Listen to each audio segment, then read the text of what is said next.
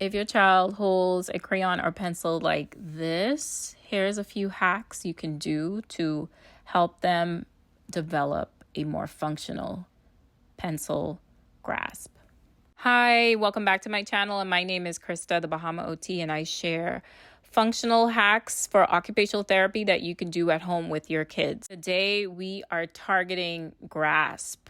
Well, basically, how to get your child to go from a palmar grasp to a functional grasp like a tripod or a quadrupod grasp.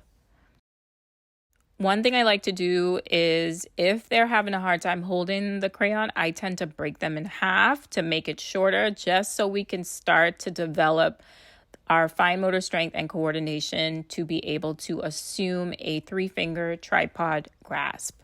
Another way to do this is to get different shaped crayons that are short, but they have like little grooves in them, like triangle crayons, or these really cute ones I got from Target in the little dollar section. They have grooves in them that allow you to be able to assume a tripod or close to a tripod grasp.